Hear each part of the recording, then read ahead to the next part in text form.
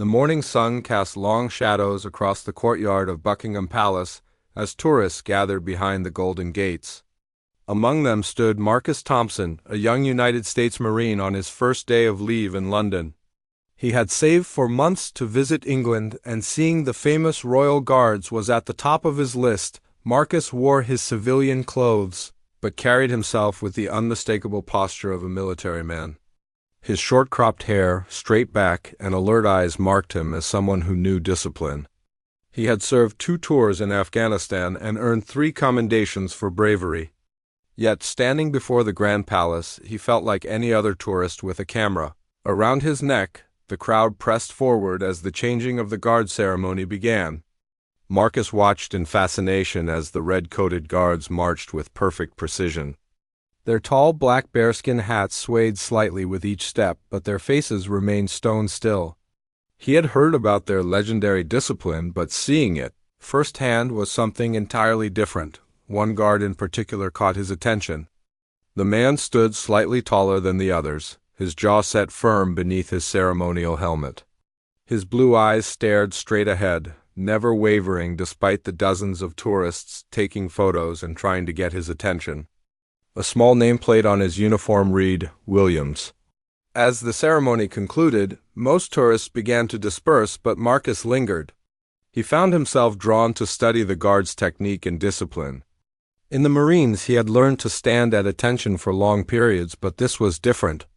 These men stood motionless for hours, regardless of weather, noise, or distraction. A group of rowdy teenagers approached Guard Williams, laughing and making jokes. They waved their hands in front of his face, took selfies, and made loud comments about whether he was even real. Marcus felt his jaw tighten. He recognized the look in the guard's eyes, the same controlled frustration he had felt when civilians back home treated military service as entertainment. One teenager, emboldened by his friend's laughter, reached out to touch the guard's rifle. In that instant, something snapped in Marcus's military training. He stepped forward quickly, his voice carrying the authority he had learned in boot camp. "Step away from the weapon," Marcus said firmly, placing himself between the teenager and the guard. The crowd turned to look at this unexpected intervention.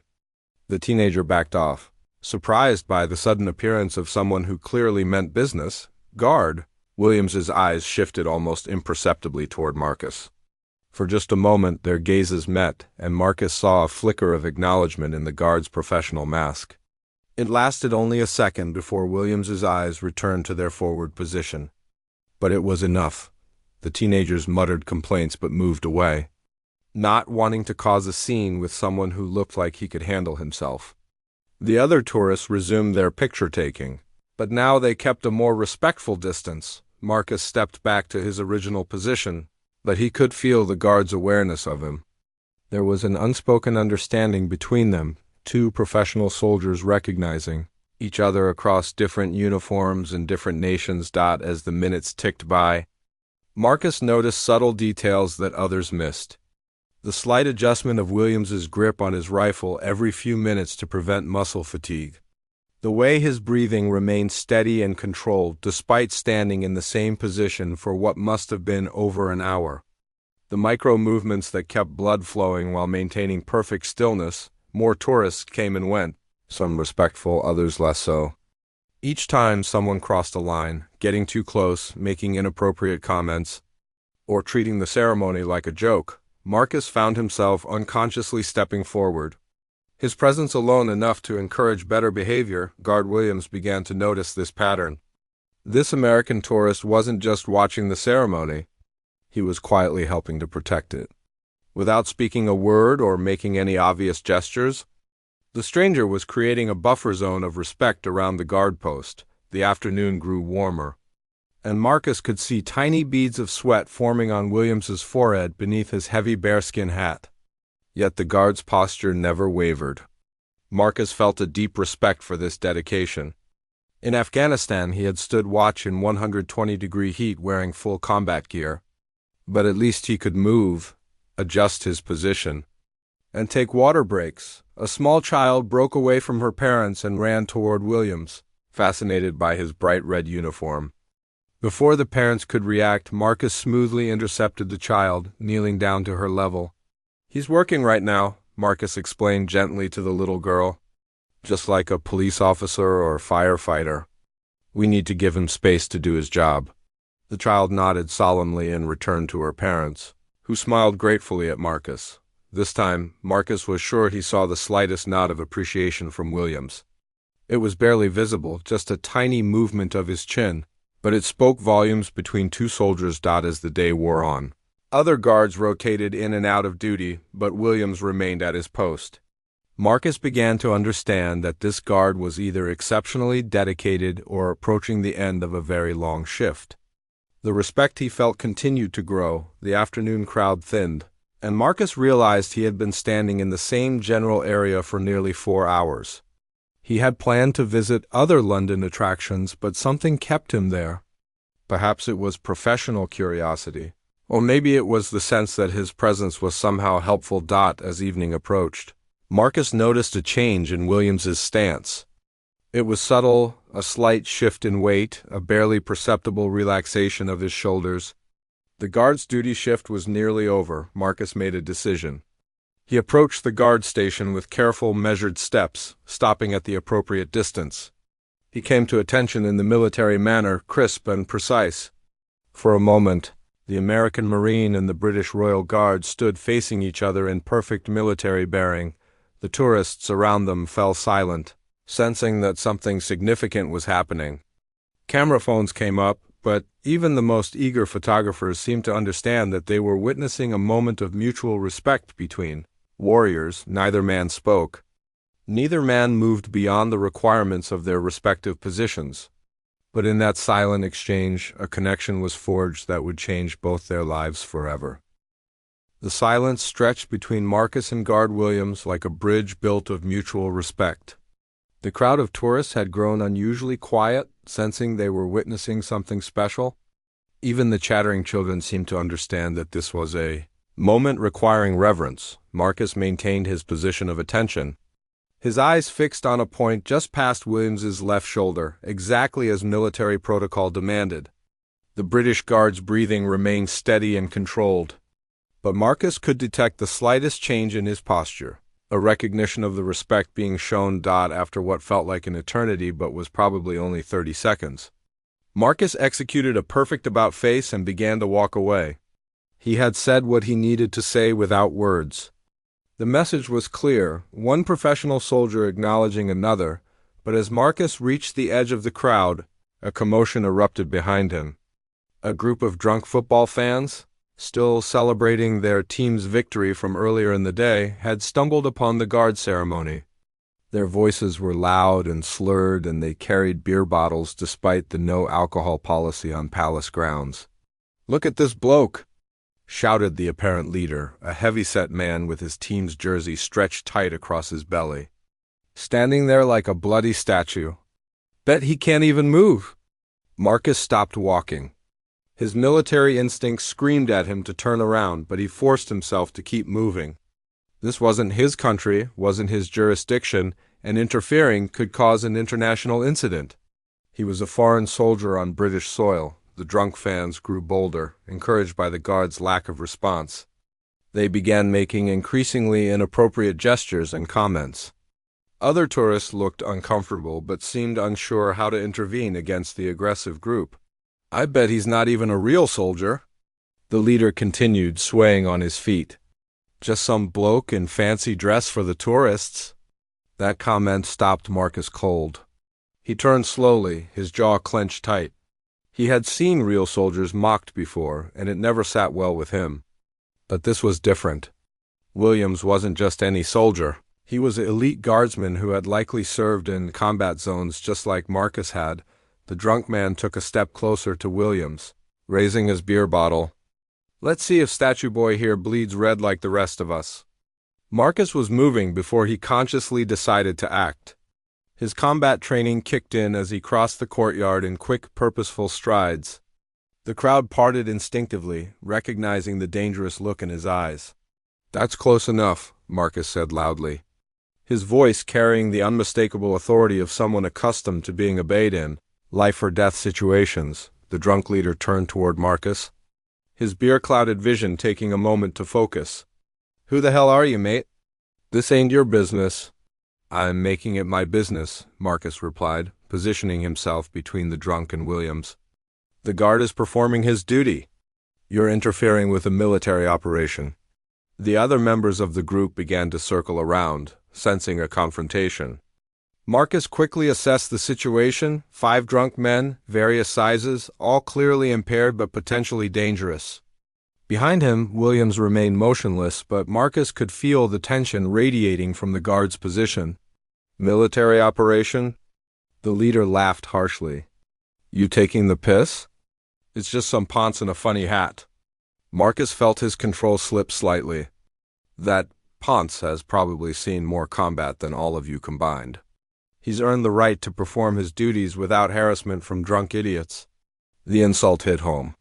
The leader's face flushed red with anger, and he raised his beer bottle higher. "You want to have a go, then? Defend your boyfriend in the dress-up costume?" The crowd of tourists began to back away, sensing violence was imminent. Some pulled out phones to record, while others looked around desperately for police officers who were nowhere to be seen. Marcus shifted his weight slightly, falling into a combat stance that looked casual but was anything but. His hands remained loose at his sides, but every muscle was coiled and ready. "Last warning," he said quietly. "Walk away." Instead of backing down, the drunk man swung his beer bottle in a wild arc toward Marcus's head. The Marine's training took over completely. He ducked under the swing, grabbed the man's wrist, and used his momentum to throw him to the ground in one fluid motion. The beer bottle shattered harmlessly against the pavement. The other 4 men rushed forward, but they were drunk and uncoordinated. Marcus moved with the precision of his military training, using minimal force to neutralize each threat.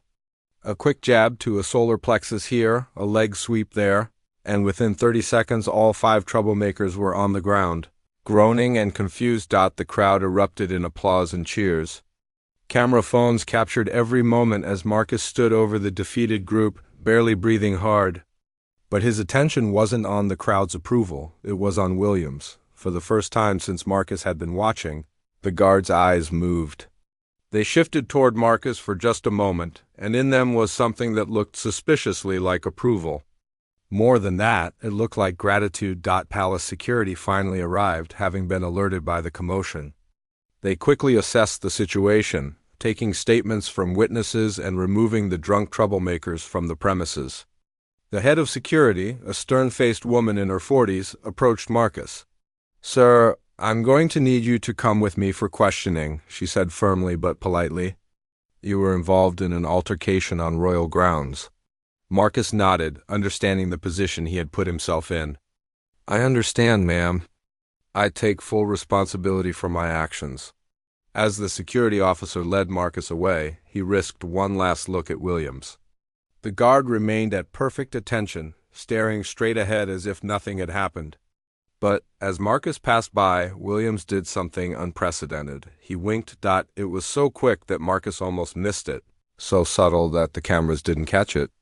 But it was there, a moment of human connection breaking through the ceremonial facade. Marcus smiled slightly as he was escorted away, knowing that whatever consequences awaited him, he had done the right thing. The tourists continued to watch and take pictures, but the atmosphere had changed. There was a new level of respect in their voices as they talked about the guards. Word spread quickly through the crowd about what had happened, how an American Marine had defended a British guard's honor. Williams continued his duty, standing motionless at his post. But inside, something had shifted. For the first time in his military career, he had witnessed someone from another country, another service, risk personal consequences to defend his dignity and the dignity of his position. As the evening light began to fade over London, both men carried with them the memory of an unexpected moment of brotherhood that transcended national boundaries and military traditions. Neither knew that this was only the beginning of a story that would test both their loyalty and their courage in ways they could never have imagined. The silence stretched between Marcus and Guard Williams like a bridge built of mutual respect. The crowd of tourists had grown unusually quiet, sensing they were witnessing something special. Even the chattering children seemed to understand that this was a moment requiring reverence. Marcus maintained his position of attention, his eyes fixed on a point just past Williams's left shoulder, exactly as military protocol demanded. The British Guard's breathing remained steady and controlled, but Marcus could detect the slightest change in his posture, a recognition of the respect being shown after what felt like an eternity but was probably only 30 seconds. Marcus executed a perfect about-face and began to walk away. He had said what he needed to say without words. The message was clear, one professional soldier acknowledging another, but as Marcus reached the edge of the crowd, a commotion erupted behind him. A group of drunk football fans, still celebrating their team's victory from earlier in the day, had stumbled upon the guard ceremony. Their voices were loud and slurred, and they carried beer bottles despite the no-alcohol policy on palace grounds. "Look at this bloke!" shouted the apparent leader, a heavy-set man with his team's jersey stretched tight across his belly. "Standing there like a bloody statue. Bet he can't even move." Marcus stopped walking. His military instincts screamed at him to turn around, but he forced himself to keep moving. This wasn't his country, wasn't his jurisdiction, and interfering could cause an international incident. He was a foreign soldier on British soil. The drunk fans grew bolder, encouraged by the guard's lack of response. They began making increasingly inappropriate gestures and comments. Other tourists looked uncomfortable but seemed unsure how to intervene against the aggressive group. "I bet he's not even a real soldier," the leader continued, swaying on his feet. "Just some bloke in fancy dress for the tourists." That comment stopped Marcus cold. He turned slowly, his jaw clenched tight. He had seen real soldiers mocked before, and it never sat well with him. But this was different. Williams wasn't just any soldier. He was an elite guardsman who had likely served in combat zones just like Marcus had.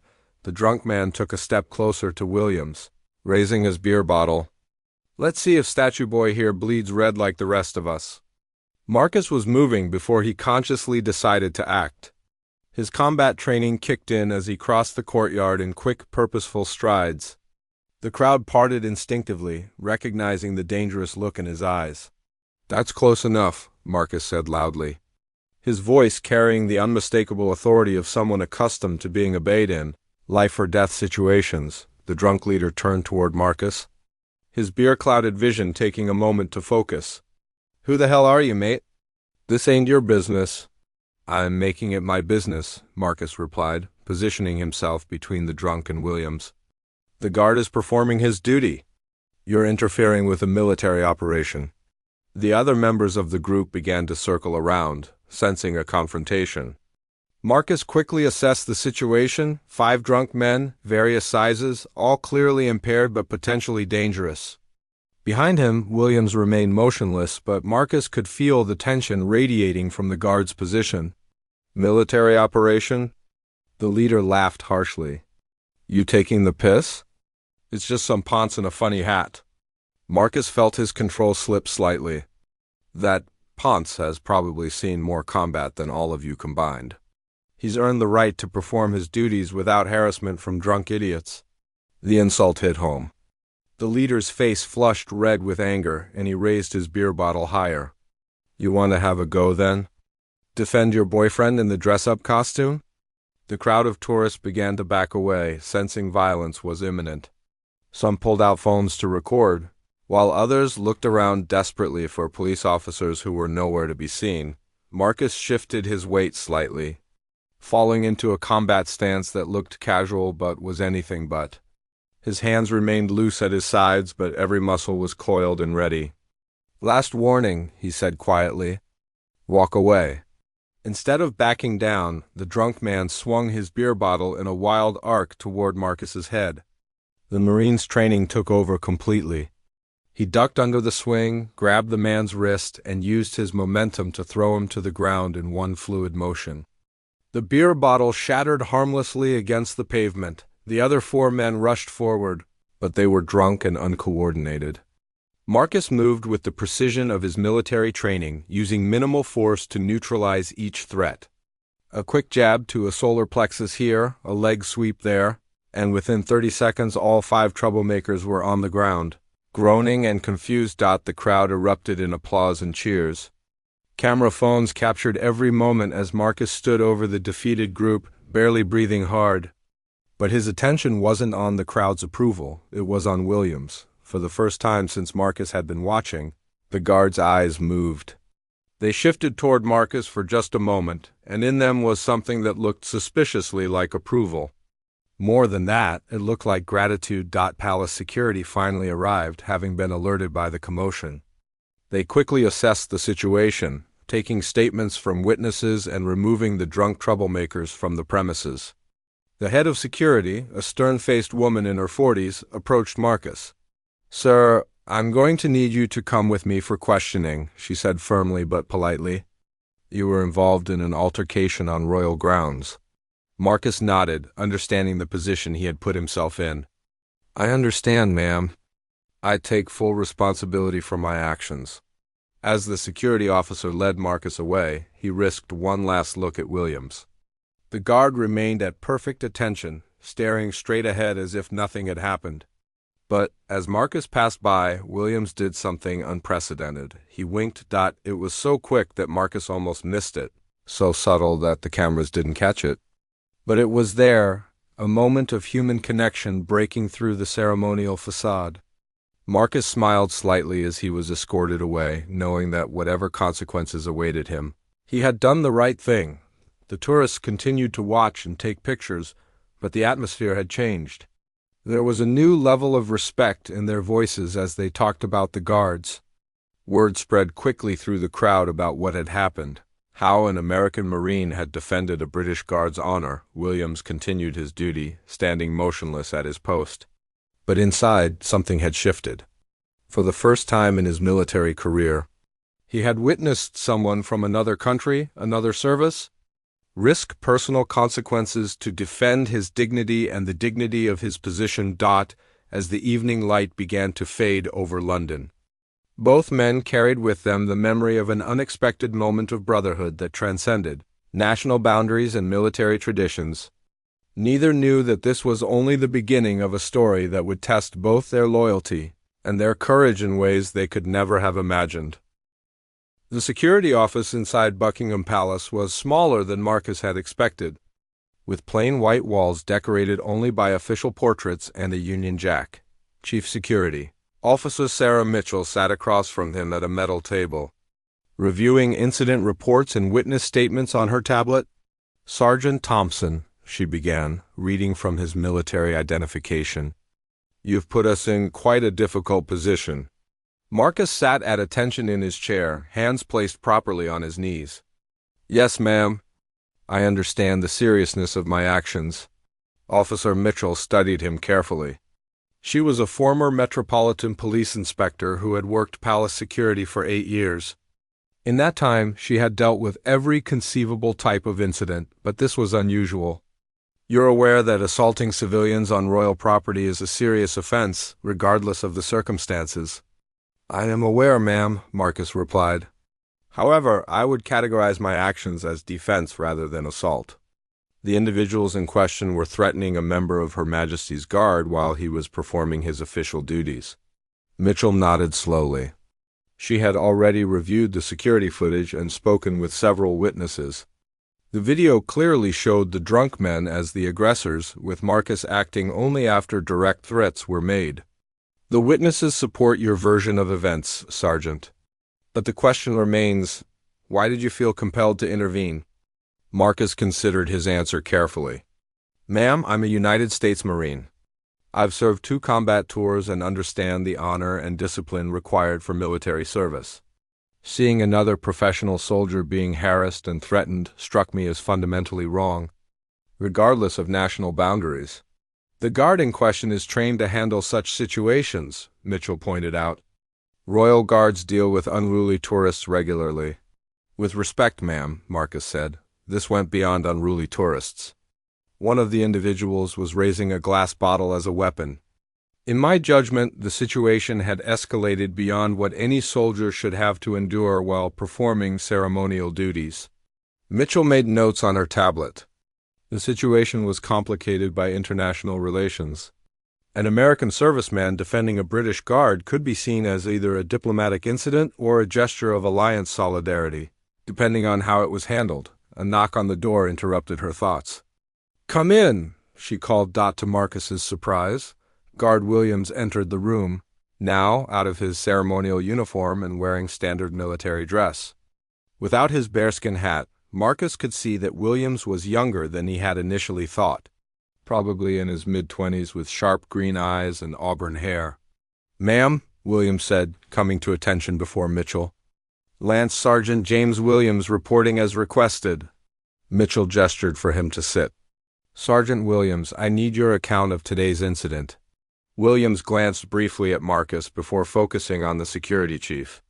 "Ma'am, I was performing standard ceremonial guard duty when a group of intoxicated civilians began harassing me.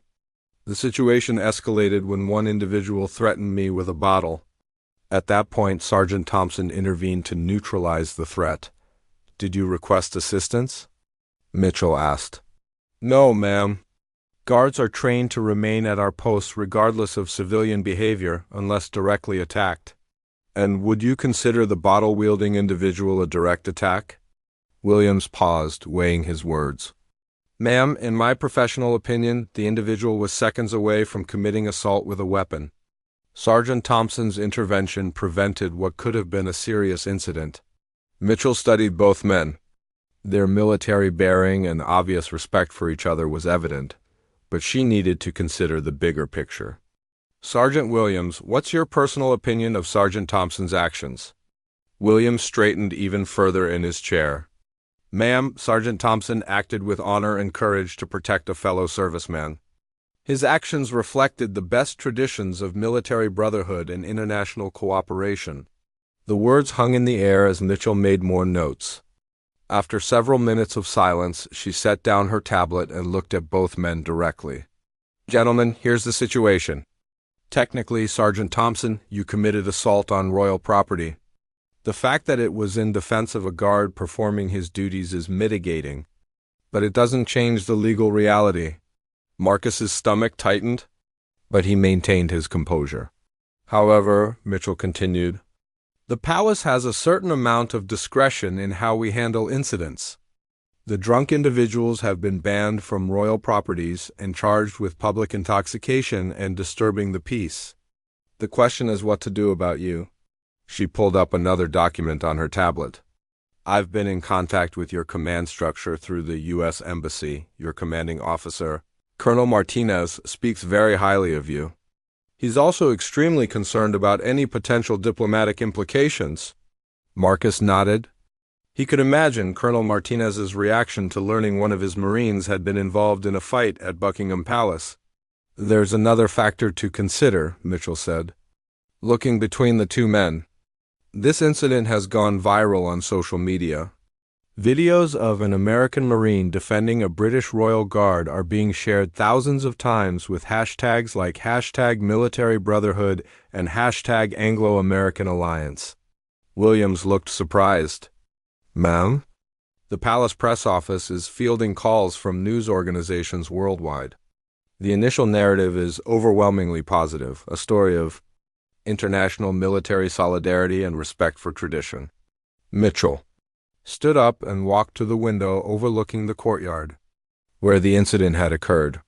"This presents us with an opportunity rather than just a problem. The palace is considering an official response that frames this as an example of the strong military ties between our nations." Marcus and Williams exchanged glances, uncertain where this was leading. "Here's what's going to happen," Mitchell announced, turning back to face them. "Sergeant Thompson, you will receive an official reprimand for engaging in physical altercation on royal property. This will go on your record but will be classified as administrative rather than criminal." Marcus felt relief flood through him, though he maintained his military bearing. "However," Mitchell continued, "both of you are going to participate in a joint ceremony tomorrow afternoon. The palace is organizing a small event to highlight the military cooperation between our countries. You'll both be presented with commendations recognizing your professionalism and dedication to duty. Williams looked confused. Ma'am, I was simply doing my job. Exactly, Sergeant. And that dedication to duty, combined with Sergeant Thompson's respect for military service, creates a powerful symbol of what our alliance represents. Mitchell returned to her seat. The ceremony will be attended by representatives from both the British Army and the U.S. Embassy. It's an opportunity to turn what could have been a diplomatic incident into a positive story about military values, transcending national boundaries. Marcus processed this unexpected development. What had started as a moment of instinctive response to protect a fellow soldier was becoming something much larger. There's one more thing, Mitchell said, consulting her notes. Both of your service records indicate exceptional dedication and capability.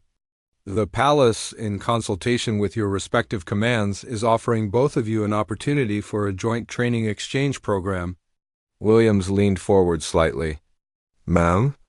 You would both participate in a month-long program studying each other's military traditions and training methods.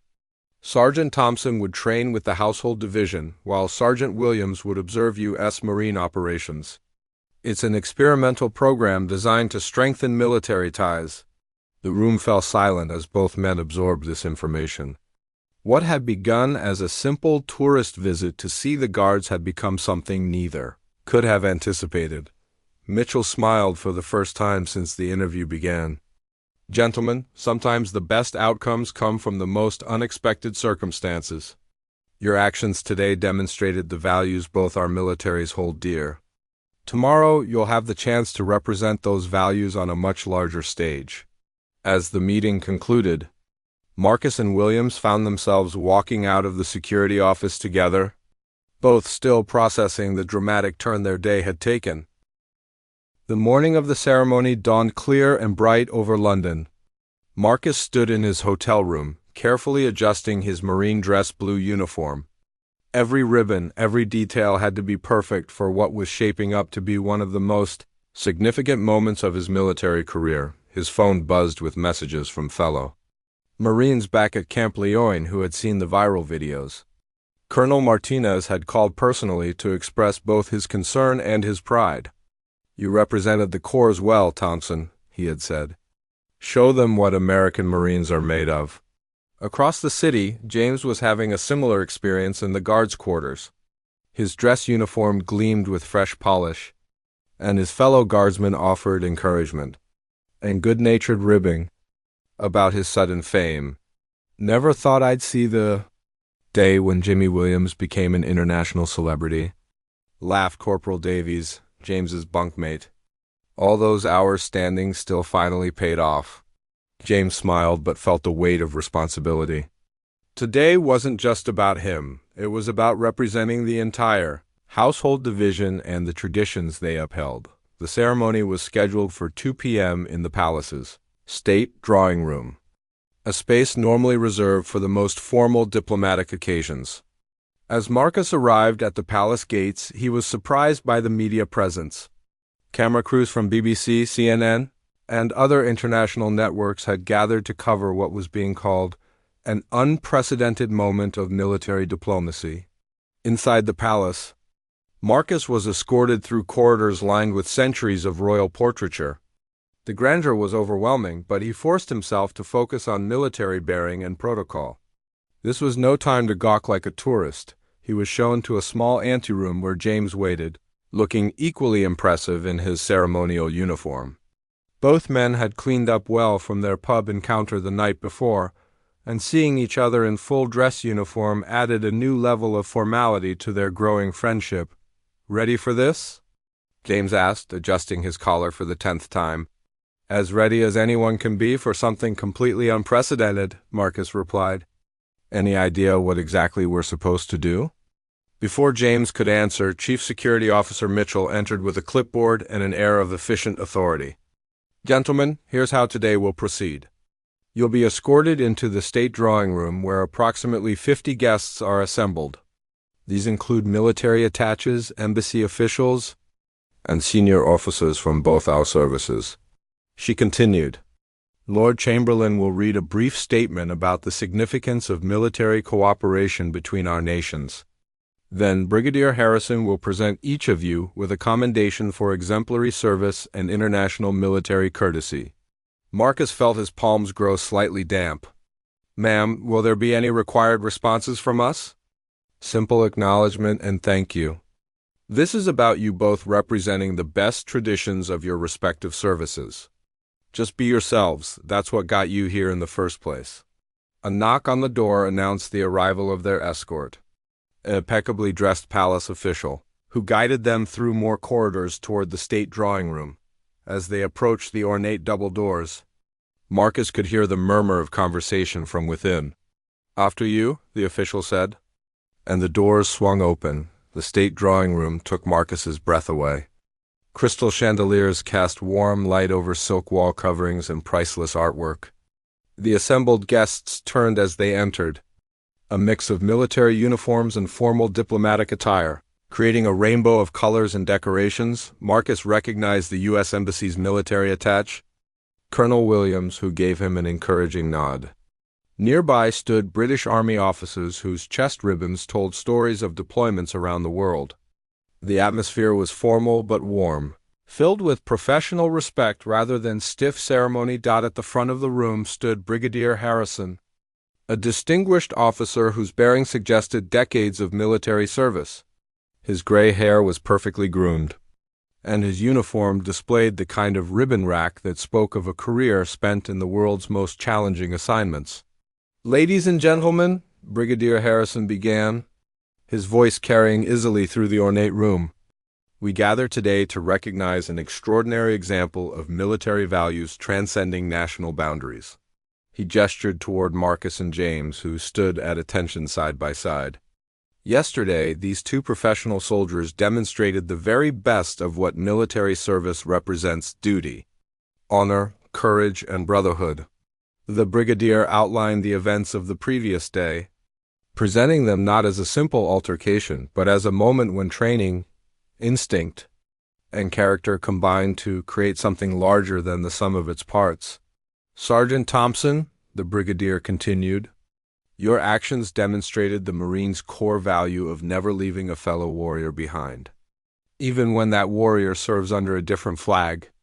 Your respect for military tradition and your courage in defending it reflect the highest standards of your service." Marcus felt a surge of pride, not just for himself, but for the corps and what it represented. "Lance Sergeant Williams," the brigadier said, turning his attention to James, "your dedication to duty in the face of harassment and threat exemplifies the discipline and professionalism for which the Household Division is renowned worldwide. Your conduct under pressure honored both your regiment and your country." The room remained silent as the brigadier lifted two small cases from a nearby table. These commendations are unprecedented in their scope, recognizing not just individual achievement but the strength that comes from military cooperation between allied nations. He approached Marcus first. "Sergeant Marcus Thompson, United States Marine Corps, for exceptional courage and international military courtesy, I present you with the British Army's Certificate of Distinguished Service." Marcus accepted the certificate and medal, their weight feeling far greater than their physical mass. "Thank you, sir. It's an honor to represent the Marine Corps and to serve alongside our British allies." The brigadier turned to James. "Lance Sergeant James Williams, Household Division, for exemplary dedication to duty and representing the finest traditions of British military service, I present you with a commendation for outstanding military bearing." James received his recognition with equal formality. "Thank you, sir. It was my privilege to serve, and I'm grateful for Sergeant Thompson's support." The assembled guests applauded warmly as both men stood with their awards.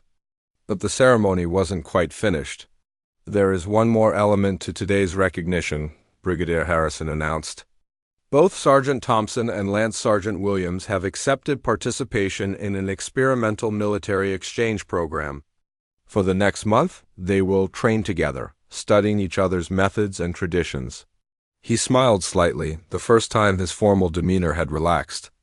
I suspect this program will prove mutually beneficial and may serve as a model for future cooperation between our services. As the formal ceremony concluded, guests mingled over tea and light refreshments.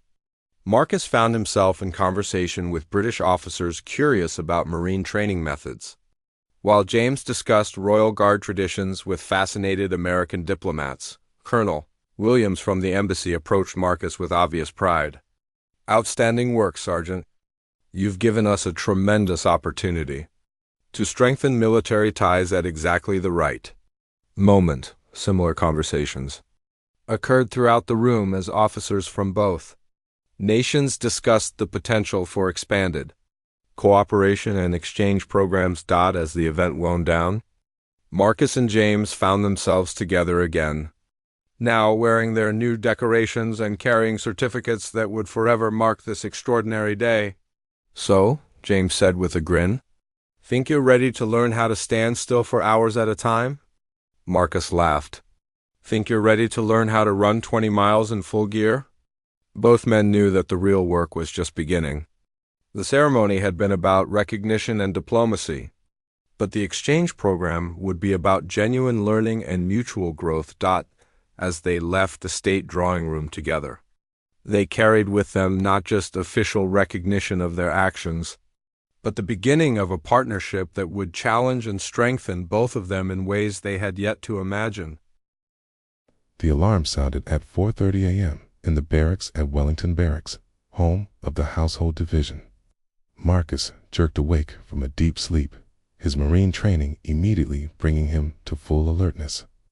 Around him, British guardsmen were already moving with the practiced efficiency of soldiers who had performed this routine countless times. "Rise and shine, Yank," called Corporal Davies with good-natured ribbing. "Time to see how real soldiers start their day." Marcus grinned as he swung his feet to the floor. 3 weeks into the exchange program, he had grown accustomed to the friendly competition between the services. Real soldiers. "You guys spent half your time playing dress-up for tourists." James appeared at Marcus's side, already partially dressed in his physical training gear. "Today's the ceremonial drill assessment," he said quietly. "You've been practicing for 2 weeks' time to see if you can actually perform like a guardsman." The challenge wasn't just physical. It was about precision, timing, and the kind of mental discipline that allowed guards to stand motionless for hours while maintaining perfect awareness. Marcus had learned that the ceremonial duties were far more demanding than they appeared to tourists. In the training yard, 30 guardsmen formed precise ranks as Sergeant Major Henley, an intimidating figure with 30 years of service, called them to attention. His voice could have cut glass as he addressed the assembled soldiers. "Today, Sergeant Thompson will demonstrate the fruits of his training by performing the full ceremonial sequence," Henley announced. "Any mistakes reflect not just on him, but on every man who has spent time teaching him our traditions." Marcus felt the weight of expectation as he took his position in the formation.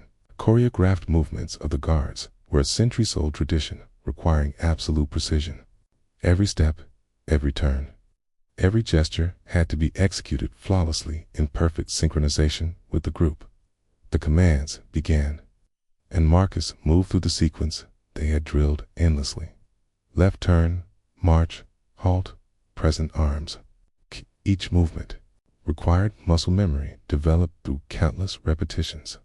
Around him, the British soldiers moved as one organism, their timing so perfect it seemed almost supernatural.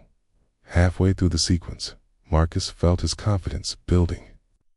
His Marine training and close-order drill translated well to the guards' ceremonial requirements, though the British style demanded even more precision and formality. Then came the most challenging part, the individual inspection sequence. Each guard had to perform a series of rifle movements while maintaining perfect posture and bearing. The slightest hesitation or imprecision would be immediately obvious to both his instructors and his fellow soldiers. Marcus lifted his rifle and began to prescribe movements: present arms, port arms, shoulder arms. Each position had to be held for exactly the right duration before transitioning to the next. He could feel every eye in the formation watching him, evaluating not just his technique, but his worthiness to wear the uniform. As he completed the final movement and returned to attention, Sergeant Major Henley approached for close inspection. The senior non-commissioned officer walked slowly around Marcus, examining his posture, his rifle position, and his bearing with the critical eye of someone who had overseen thousands of such evaluations. "Acceptable," Henley said finally, and Marcus could hear the surprise in his voice. "Not up to guard standard yet, but acceptable for a colonial who's been here 3 weeks. The backhanded compliment drew chuckles from the other soldiers, but Marcus recognized the approval hidden within the criticism. In Henley's world, acceptable from a foreign Marine was high praise indeed. Later that morning, James and Marcus switched roles as they moved to the physical training portion of their exchange at the Royal Marines Training Facility in Poole. James was about to experience the infamous Marine Corps' physical fitness test under the watchful eye of Staff Sergeant Rodriguez, but volunteered to oversee the British soldier's assessment. "All right, Williams," Rodriguez called out in his Texas accent. "Time to see if you British boys can handle real physical training. 3 miles, full gear, under 21 minutes. Think you can keep up?" James adjusted his pack and checked his weapon. The Marines had been pushing him hard for 3 weeks, adding their emphasis on endurance and combat conditioning to his already impressive fitness level. But this was the official test, the standard every Marine had to meet. "Ready when you "Our Staff Sergeant," James replied, falling into formation with a squad of Marines who would run alongside him. The run began at a pace that would have been challenging even without equipment. James focused on his breathing and stride, drawing on both his guards' training and the techniques the Marines had taught him. Around him, the Americans maintained easy conversation despite the demanding pace, a display of fitness that impressed him deeply. By the 2-mile mark, James was feeling the burn in his legs and lungs. The Marine style of conditioning was different from what he was used to, more focused on sustained, high-intensity effort rather than the precise, controlled movements emphasized in guards training. "How you doing, Britt?" called Corporal Martinez, running easily beside him. "We can slow down if you need to catch your breath." The challenge in her voice sparked James's competitive spirit. "I'll keep up with you Yanks, just fine, thank you very much." He dug deeper, drawing on reserves of determination that had carried him through Afghanistan and countless hours of ceremonial duty. The final mile became a test of will as much as fitness, but he maintained his position in the formation. As they crossed the finish line, Staff Sergeant Rodriguez clicked his stopwatch and nodded approvingly. 20 minutes, 30 seconds. "That'll do, Williams. That'll do." James bent over, hands on his knees, gasping for breath but grinning with accomplishment. The Marines around him offered congratulations and water, their acceptance of his effort clear in their demeanor. That evening, both men found themselves in the officers' club at Wellington Barracks, comparing notes on their respective challenges. The past 3 weeks had been an intensive education in each other's military traditions and methods. "To know what I've learned," Waka said, taking a sip of his beer. "The precision you guys demand in ceremonial drill actually translates to everything else. It's not just about looking good for tourists. It's about developing the kind of attention to detail that saves lives in combat." James nodded thoughtfully. "And I've learned that Marines don't just talk about being tough. You actually train like every day's preparation for the worst possible scenario. That intensity is something we could benefit from." Their conversation was interrupted by the Razunia heart earring. "Today, I just know it's gonna be a really good day. Because I good start out. My Levis isn't. It's good. It's M.A. It's M.A.'s. It's big. It's M.A.'s. Suppens. It's me. It's me. It's M.E. M.E. M.M. M.X. M.S. as, as, as, a, I, and I, could,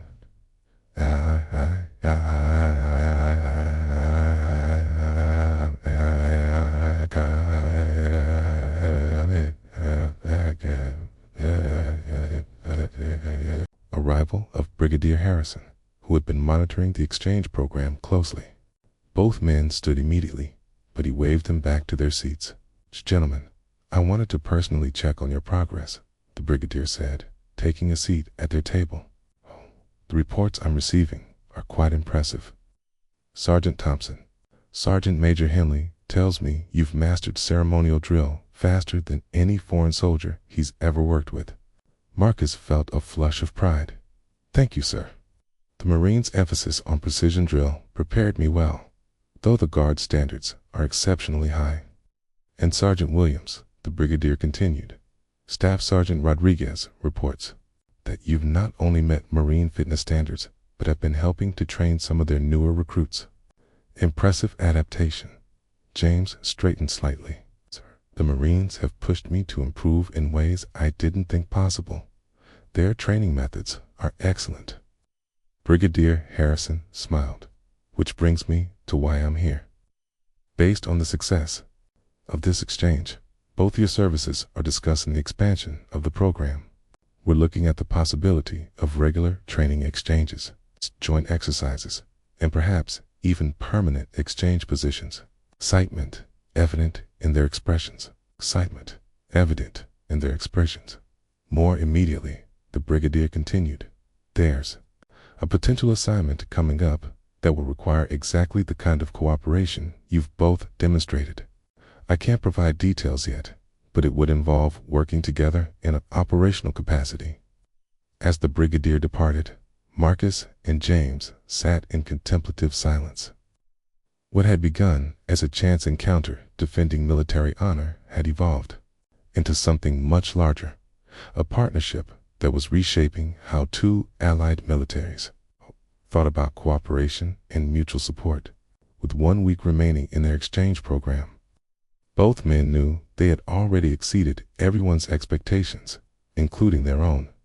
6 months after their initial encounter at Buckingham Palace, Marcus and James found themselves seated in a secure briefing room at RAF Northolt, west of London. The room was windowless and sterile, with only the British and American flags indicating the international nature of whatever operation they were about to discuss. Brigadier Harrison entered alongside Colonel Martinez, Marcus's commanding officer from Camp Leon, who had flown in specifically for this briefing. Both senior officers carried the serious demeanor that indicated this was far more significant than a routine training exercise. Gentlemen, Brigadier Harrison began, what I'm about to share with you is classified at the highest levels. The success of your exchange program and your demonstrated ability to work together has brought you to the attention of some very important people. Colonel Martinez activated a secure tablet and projected a map of Eastern Europe onto the wall screen. There's a situation developing that requires exactly your unique skill set, okay? American and British military personnel who can work seamlessly together. Marcus and James exchanged glances. After months of training together, they had developed an almost telepathic understanding of each other's capabilities and thinking processes. 3 weeks ago, the brigadier continued, a joint NATO dignitary protection detail was compromised in Estonia. The protected individual, a high-value intelligence asset, is still secure, but the existing security team has been identified by hostile forces. The map zoomed in on the Baltic region. The asset needs to be moved from Tallinn to a secure location in Poland, but conventional diplomatic channels have been compromised. This requires a small, highly skilled team that can operate below the radar. Colonel Martinez took over the briefing. Sergeant Thompson, Sergeant Williams, you're being offered a voluntary assignment that goes well beyond normal duty requirements. This is real-world, high-stakes, diplomatic security with potential combat implications. James leaned forward slightly. Sir, what exactly would our role be? Primary close protection for the asset during transport, Brigadier Harrison replied. You'd pose as civilian security contractors. Your different accents and nationalities actually provide excellent cover. The operation requires both ceremonial precision and combat readiness. Marcus processed this information carefully. Sir, what's the threat assessment? Multiple hostile intelligence services are actively hunting this individual, Colonel Martinez said bluntly. If you're compromised, you'll be on your own until extraction can be arranged. This isn't a training exercise. The room fell silent as both men considered the implications. This was exactly the kind of operation their unique partnership had prepared them for. But it was also far more dangerous than anything either had faced individually. We need an answer today, the brigadier said. If you accept, you'll have 72 hours to prepare before deployment. If you decline, there will be no negative impact on your careers, and this conversation never happened. Marcus looked at James, seeing his own thoughts reflected in his partner's eyes. They had trained for this kind of challenge, developed trust and communication that transcended national boundaries, but accepting meant putting their lives on the line for an operation that officially didn't exist. I'm in, Marcus said, without hesitation. James and I work well together. If the mission requires that partnership, then that's what we'll provide. James nodded firmly. Agreed. We've spent months preparing for exactly this kind of challenge. I trust Marcus completely, and I believe we can accomplish the mission. Colonel Martinez smiled grimly. I expected nothing less from both of you. Now, let's discuss specifics. The next 3 hours were spent in intensive planning. They reviewed routes, contingencies, communication protocols, and cover stories. The asset was a Russian intelligence officer who had provided crucial information about planned cyber attacks against NATO infrastructure. His intelligence had already prevented several major incidents, but his position had been compromised. His codename is Lighthouse, Brigadier Harrison explained. Mid-40s, speaks excellent English, former Spetsnaz background. He's not helpless, but he's valuable enough that multiple agencies want him either captured or eliminated. The transportation plan was elegant in its simplicity. Marcus and James would enter Estonia separately as security consultants hired by a legitimate British firm. They would meet Lighthouse at a safe house in Tallinn, then drive him to Poland using carefully planned routes that avoided major checkpoints. The beauty of this approach, Colonel Martinez said, is that you're both legitimate military personnel with documentation to support your contractor cover. Your different backgrounds actually strengthen the believability. 3 days later, Marcus found himself on a commercial flight to Helsinki, carrying nothing more suspicious than a civilian contractor's standard equipment and credentials. Identifying him as Mike Thompson, security specialist for Meridian Protection Services, James had already arrived in Tallinn via a different route, using the identity of James Wilson, close protection specialist. Their equipment and weapons would be provided by MI6. Assets already in place. The safe house was a modest apartment in Tallinn's Old Town, chosen because the medieval streets made surveillance difficult while providing multiple escape routes. When Marcus arrived, James was already there with Lighthouse, reviewing their route to Poland. The asset was smaller than Marcus had expected, but carried himself with the confident bearing of someone accustomed to dangerous situations. His English was indeed excellent, with only a slight accent betraying his Russian origins.